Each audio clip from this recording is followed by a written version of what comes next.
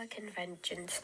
The Geneva Conventions is an act to make war a brutal, reckless thing more humane and protect innocent civilians. Part 1. In this first part, you will learn how, who, and why the Geneva Conventions were made.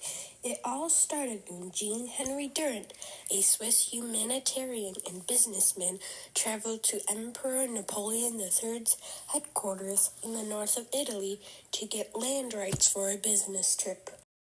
But he saw the aftermath of a Battle of Solferino, the Second War of Italian independence. He saw the suffering and horror of the gory battle, and he was also so traumatized he wrote a book, A Memory of Solferino, in 1862. The ICRC, International Committee of the Red Cross. In February of 1863, the first Geneva Conventions were held in Geneva, Switzerland, August 22nd, 1864. But the Geneva Conventions were not adopted until August 12th, 1949, after many revisions and changes. Part 2. In this section, we will be talking about updates and renovations of the Geneva Conventions after it was created and who it protects. The Geneva Conventions of 1906. In 1906, the Swiss government organized a meeting of 35 states to review and update improvements of the first Geneva Convention. After World War I, it was clear the 1906 Convention and the Hague Convention of 1907 didn't go far enough. In 1929, updates were made to further the civilized treatment of prisoners of war. Geneva Convention of 1949.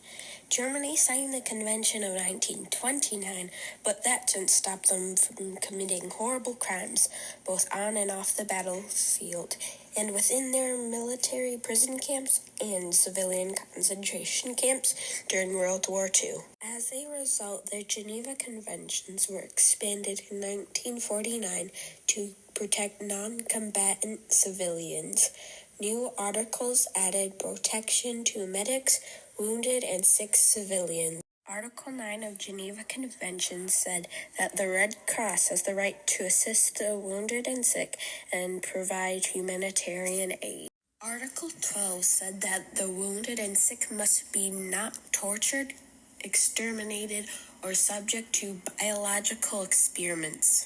The Geneva Conventions of 1949 also made rules for protecting wounded, sick, or shipwrecked armed forces at sea or on hospital ships, as well as medical workers and civilians accompanying or treating military personnel. Some highlights of these rules are: hospital ships cannot be used for any military purpose, nor captured or attacked. Captured religious leaders must be returned immediately. All sides must attempt to rescue any shipwrecked personnel, even those from another side of conflict. POWs, prisoners of war, receive expanded protections in the Convention of 1949, such as they must not be tortured or mistreated. They're only required to give their name, rank, date of birth, and serial numbers when held.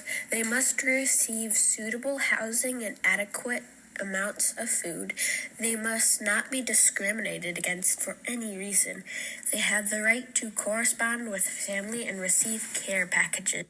Red Cross has the right to check up on them and examine their living conditions.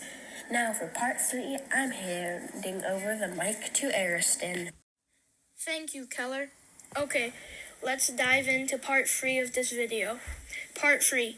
In part 3, I will be giving brief descriptions of what each Geneva Convention does. The first Geneva Convention. The first Geneva Convention protects wounded and sick soldiers by giving them protection from violence, such as murder or torture.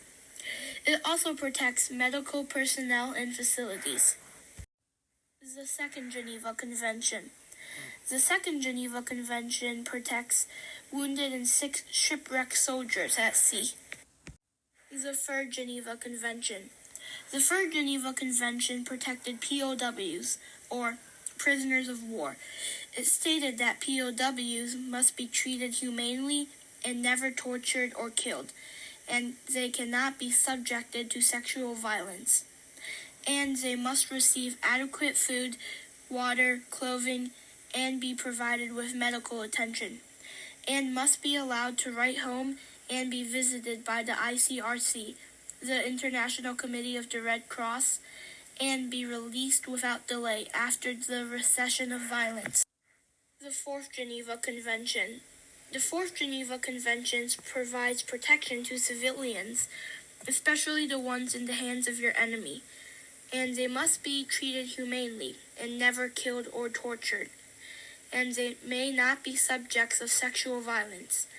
If you do hold civilians, you must try as hard as possible to provide the population's medical supplies and food.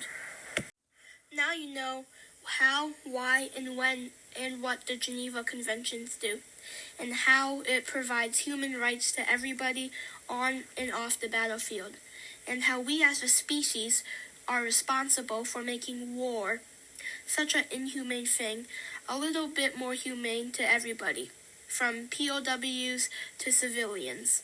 We hope you've left this video a little bit more educated on the Geneva Conventions. Thank you for watching, and goodbye.